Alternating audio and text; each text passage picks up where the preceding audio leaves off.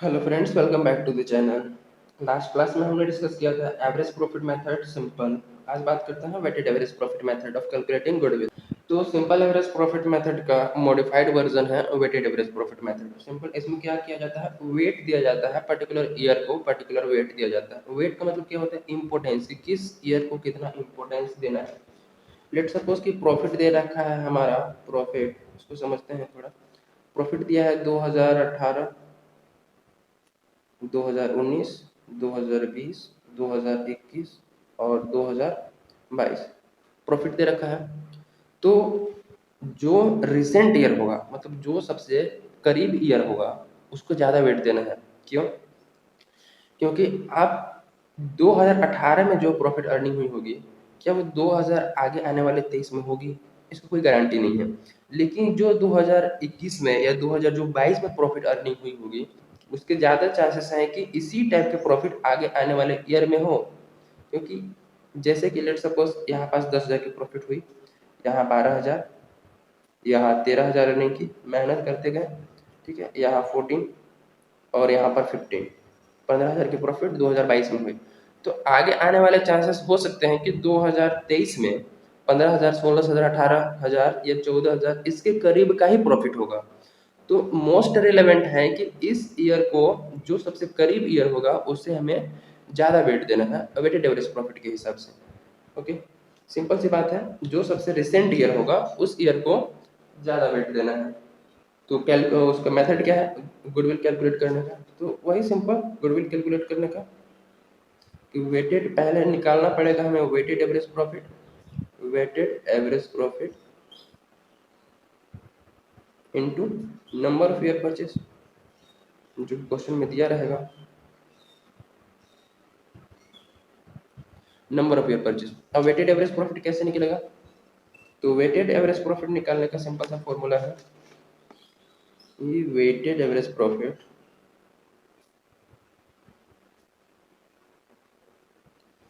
Total product divided by total weight. अभी total product और total weight क्या है भाई? तो टोटल प्रोडक्ट निकालने का सिंपल सा फॉर्मूला है, टोटल प्रोडक्ट इजीली निकल जाएगा, क्वेश्चन के थ्रू समझेंगे। टोटल प्रोडक्ट क्या है कि वेट को हमें मल्टीप्लाई करना है, वेट को मल्टीप्लाई करना है प्रॉफिट से, वेट को मल्टीप्लाई कर देना है पर्टिकुलर ईयर के प्रॉफिट से, पर्टिकुलर ईयर के वेट को मल्टीप्लाई कर देना है पर्टिकुलर ईयर के प्रॉफिट से। सिंपल सी बात है, तो ये निकल जाएगी। Weighted average profit mostly apply कहाँ होती है? जहाँ पे प्रॉफिट जो है वो, देखो यहाँ पर कुछ सालों की प्रॉफिट दे रखी है, जो प्रॉफिट कंटिन्यूसली इंक्रीज हो रही हो या प्रॉफिट कंटिन्यूसली डिक्रीज हो रही हो। ये प्रॉफिट क्या है, राइज कर रहा है कंटिन्यूसली या कंटिन्यूसली फॉल कर रहा हो, तो वहाँ पर प्रेफर किया जाता है कि वेटेड एवरेज प्रॉफिट से गुडविल को कैलकुलेट किया जाए। सिंपल एक क्वेश्चन के थ्रू समझते हैं डिटेल में वेटेड एवरेज प्रॉफिट को। तो देखते हैं इस क्वेश्चन में क्या बोला है कि गुडविल को कैलकुलेट करना है 3 ईयर परचेस। तो नंबर ऑफ ईयर परचेस कितने हैं? 3 है। और वेटेड एवरेज प्रॉफिट से बोला है पास्ट 4 ईयर का प्रॉफिट लेना है हमें, ठीक है। एप्रोप्रिएट वेट देना है जो कि क्वेश्चन में ऑलरेडी दे रखा है, 2012 को 1, 2013 को 2 और 2014 को 3 और 2015 को 4। प्रॉफिट दे रखा है कि 2012 का 31 मार्च एंडेड हो रहा है, तो 20,200। तो 2012 में कितने हैं? 20,200 लिख लेते हैं। और 2013 में जो है वो 24,800, 2013 में 20,000 और 2015 में 30,000, ठीक है। सिंपल प्रॉफिट दे रखा है। अब इसमें क्या क्या है, कुछ एडजस्टमेंट भी नीचे दे रखी है कि क्या क्या करना है। तो बोला है पहला में, on 1 December 2013 a major repair was made in respect of plant anchoring 6,000 which was amount charged to revenue. The paid sum is agreed to be capitalized for goodwill calculation और adjustment for depreciation 10% reducing balance method से। अब बोला है simple कब कि 1 December 2013, 1 December 2013 को हुआ क्या है, एक मेजर रिपेयर हुआ है, ठीक है। किसका? प्लांट का मेजर रिपेयर हुआ है, जो कि वो चार्ज हो चुका है रेवेन्यू। रेवेन्यू का मतलब वो रेवेन्यू नेचर में चार्ज हो गया है, वो प्रॉफिट एंड लॉस अकाउंट में डेबिट हो गया है, जो हमें करना नहीं चाहिए था। उसको हमें कैपिटलाइज करना चाहिए था, यानी कि प्लांट के वैल्यू में इंक्रीज करना चाहिए था, लेकिन हमें इंक्रीज ना करके बजाय उसको एक्सपेंस ट्रीट करके उसको प्रॉफिट एंड लॉस अकाउंट में डेबिट किया है, तो यहाँ पर 6000 क्या किया जाएगा, कैपिटलाइज किया जाएगा। और जब 6000 कैपिटलाइज किया जाएगा तो 6000 पर हमें डेप्रिसिएशन भी चार्ज करना पड़ेगा, डेप्रिसिएशन भी चार्ज करना पड़ेगा। अब सिंपल है, वो तो कर लेंगे, लेकिन ये जो 1 दिसंबर 2013 को हुआ है, तो ये किस ईयर के प्रॉफिट में इम्पैक्ट डालेगा? तो ये जो 1 दिसंबर ईयर एंड कब होगा? 31 मार्च 2014, तो ये 2014 के प्रॉफिट में इम्पैक्ट आएगा। ठीक है, तो जो मेजर रिपेयर हुआ है 6000 का, वो हुआ तो है, लेकिन वो कैपिटलाइज होना चाहिए था। तो उसको क्या करना पड़ेगा? सबसे पहले कि जो रेवेन्यू चार्ज कर दिया गया है उसको कैपिटलाइज करो। तो जब रेवेन्यू चार्ज किया गया होगा तो प्रॉफिट एंड लॉस में डेबिट किया गया होगा, तो वहां उस ईयर का प्रॉफिट क्या होगा 6000 से लेस हुआ होगा। तो हमें क्या करना पड़ेगा? अब हमें क्या करना पड़ेगा? उसको ऐड करना पड़ेगा। अब हमें क्या करना पड़ेगा? ऐड करना पड़ेगा। ठीक है, तो ऐड करेंगे। उसके पहले डेप्रिसिएशन कैलकुलेट कर लेते हैं, जो कि रिड्यूसिंग बैलेंस मेथड से कैलकुलेट करना है। तो 6000 इंटू परसेंटेज दे रखा है 10% पर एनम, डेप्रिसिएशन का परसेंटेज है 10% पर एनम, तो 10% पर एनम लगा देते हैं। और 1 दिसंबर से कैलकुलेट करना है, क्योंकि 1 दिसंबर को हमें वो रिपेयर हुआ है, तो 1 दिसंबर, पूरा दिसंबर, जनवरी, फरवरी और मार्च, पूरे 4 मंथ का, 4/12। ठीक है, तो ये हो जाएगा 200, ये डेप्रिसिएशन हो जाएगा 200। तो डेप्रिसिएशन को भी हमें चार्ज करना पड़ेगा, क्योंकि डेप्रिसिएशन जब कैपिटलाइज करेंगे तो डेप्रिसिएशन चार्ज करना पड़ेगा। जो रेवेन्यू नेचर हो गया था वहाँ पास, तो वहाँ डेप्रिसिएशन हम चार्ज नहीं किए होंगे, डायरेक्टली 6000 को डेबिट कर दिए होंगे, तो अब डेप्रिसिएशन चार्ज करना है। तो इसका सिंपल कर लिख लेते हैं। पहला, capital expenditure charge to revenue, capital expenditure charge to revenue, वो रेवेन्यू में चार्ज कर दिया गया है, तो उसको क्या करना पड़ेगा? ऐड करना पड़ेगा। ये 6000 यहाँ पर ऐड करेंगे, 2000 इसमें, और डेप्रिसिएशन को क्या करना पड़ेगा? लेस करेंगे, less depreciation note charge, depreciation note provided, depreciation नहीं दिया गया था उसको दे देंगे। तो 200 यहाँ डेप्रिसिएशन होता है जो माइनस करेंगे। और अब कैपिटल नेचर हो गया है, तो डेप्रिसिएशन आगे आने वाले सालों में भी तो उस मशीन पर, उस प्लांट पर दिया जाएगा।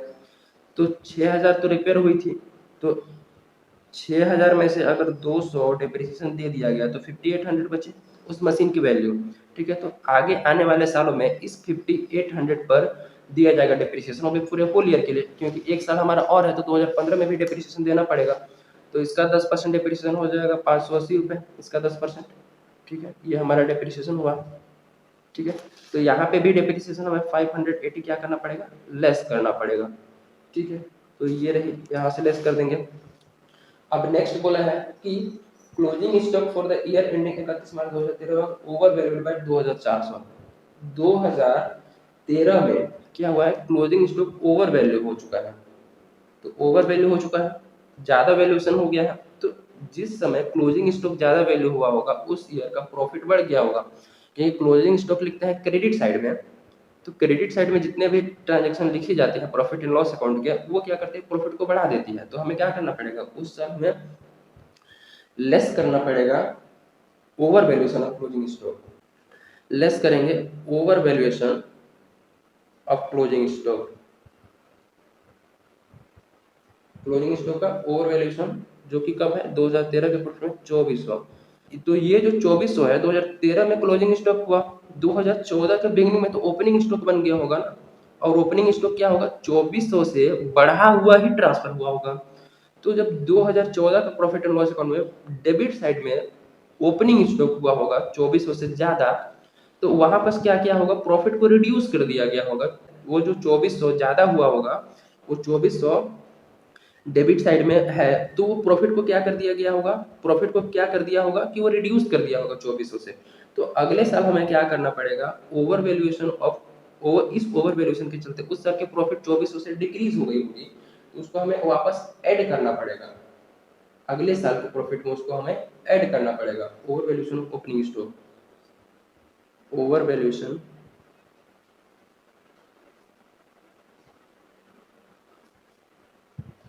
क्योंकि प्रॉफिट एंड लॉस अकाउंट में डेबिट साइड में जितने भी ट्रांजेक्शन लिखी जाती है वो प्रॉफिट को रिड्यूस कर देती है, राइट।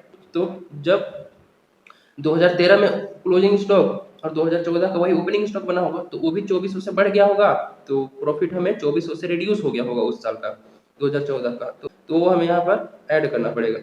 सिंपल, ओपनिंग स्टॉक या क्लोजिंग स्टॉक का लफड़ा वो 2 साल तक ट्रांसफर किया जाता है। और नेक्स्ट बोला है कि to cover a management post annual charges 4800 should be made for the purpose of goodwill valuation. अब हर एक साल क्या देना है, मैनेजमेंट पोस्ट को कवर करने के लिए 4800 का एक्सपेंडिचर है। मैनेजमेंट पोस्ट 4800 हमें क्या करना पड़ेगा, लेस करना पड़ेगा, एनुअल चार्जेस है, तो यहाँ पर मैनेजमेंट कोस्ट हमें लेस करना है हर एक साल से, एनुअल है 4800 यहाँ से, और 4800 यहाँ से, 4800 यहाँ से, और ये 4800, जितने भी चीज़ें ब्रैकेट में दिख रही है सबको लेस करना है, और जो चीज़ें नॉर्मल है उसको ऐड करेंगे। सिंपल। अब यहाँ पर निकाल लेते हैं हम लोग net adjusted profit, net adjusted profit, तो ये आएगा 15,400, ये 17,600, तो 2013 की आएगी 17,600, 2014 की 23,400, और 2018 की और 2015 की 24,620, 24,620, तो ये रही हमारी नेट एडजस्टेड प्रॉफिट।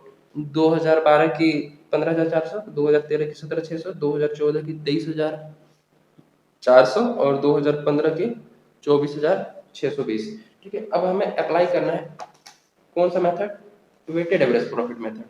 तो वेटेड एवरेज प्रॉफिट मेथड में सबसे पहले हमें वेटेड का प्रॉफिट कैलकुलेट करना पड़ेगा, वेटेड एवरेज प्रॉफिट कैलकुलेट करना पड़ेगा, तो उसके लिए लिखेंगे calculation of weighted average profit. Weighted average profit का कैलकुलेशन करते हैं, तो सबसे पहले देख लो, ईयर लिख लेते हैं, ईयर 2012, 2013, 2014 और 2015। ठीक है, इतने साल की प्रॉफिट है, और नीचे प्रॉफिट, इनकी प्रॉफिट कितनी कितनी आई थी, एडजस्टेड वाला लिखेंगे 15,400, 17,600, और यहाँ पर 23,400, और आई थी हमारी कितनी, तो ये थी प्रॉफिट हमारी 24,620, तो ये रही 24,620। अब इनको देना है वेट, जो सबसे करीब ईयर है उसको ज्यादा वेट देंगे, तो अब क्वेश्चन में ऑलरेडी दे रखा है 1 2 3 4, तो हमें कुछ एक्स्ट्रा दिमाग लगाने की जरूरत नहीं है। अब निकाल लेंगे हम प्रोडक्ट, प्रोडक्ट, यही प्रोडक्ट हमारे काम आएगा वेटेड एवरेज प्रॉफिट कैलकुलेट करने के लिए। ये वेट है, वेट का टोटल कर लो, वेट का टोटल 10 आता है। ठीक है, तो अब क्या करना है, प्रोडक्ट निकालने के लिए इसको मल्टीप्लाई करना है इससे, प्रॉफिट को मल्टीप्लाई करो वेट से, तो यहाँ पास 15,400 ही रहेगा, यहाँ पास मल्टीप्लाई हो जाएगा तो ये हो जाएगा 35,200, और नेक्स्ट 23,400 को मल्टीप्लाई करेंगे 3 से, तो ये 70,200, और 24,620 को मल्टीप्लाई करोगे 4 से, तो 98,480, 98,480, ये प्रोडक्ट आ गया। अब प्रोडक्ट क्या करना है, टोटल, प्रोडक्ट को भी कर लो टोटल, तो इसको ऐड करने पर आ रहा है 2,19,280, 2,19,280, तो weighted average profit equal to weighted average profit equal total product, total product divided by total weight, ये सिंपल है। ये हमारा टोटल प्रोडक्ट रहा, ये टोटल वेट रहा, तो 2,19,280 को डिवाइड कर देंगे 10 से, तो एवरेज निकल के आ जाएगा 21,928, 21,928, ये हमारा वेटेड एवरेज प्रॉफिट। अब गुडविल तो यूं निकल के आ जाएगा, क्या है वेटेड एवरेज प्रॉफिट, गुडविल का formula weighted average profit into number of year purchase, number of year. अब क्वेश्चन में साफ साफ नंबर ऑफ ईयर परचेस दे रखा था जो कि 3 ईयर है, तो और वेटेड एवरेज हमें निकालना है 21,928 आया है इंटू 3, इसको जस्ट मल्टीप्लाई करने के बाद आ रहा है 65,784, 65,784, ये रही हमारी गुडविल। तो बात बड़ी सिंपल सी है कि हमें वेटेड एवरेज प्रॉफिट को कैलकुलेट करना है, जस्ट सिंपल प्रोडक्ट निकालने के लिए प्रॉफिट और वेट को मल्टीप्लाई करो, फिर प्रोडक्ट का टोटल कर दो और उसको टोटल वेट से डिवाइड करो, हमारा वेटेड एवरेज आ जाएगा, और जैसे करते हैं वैसे। तो मेन यही है नेट एडजस्टेड प्रॉफिट उसको कैलकुलेट करना है बहुत ही ध्यान से, ठीक है। तो इसमें कोई दिक्कत नहीं आनी चाहिए, एक्सप्लेन हो चुका है पूरा क्लियरली। सो मिलते हैं in the next video with super profit method. Till then keep learning, thank you.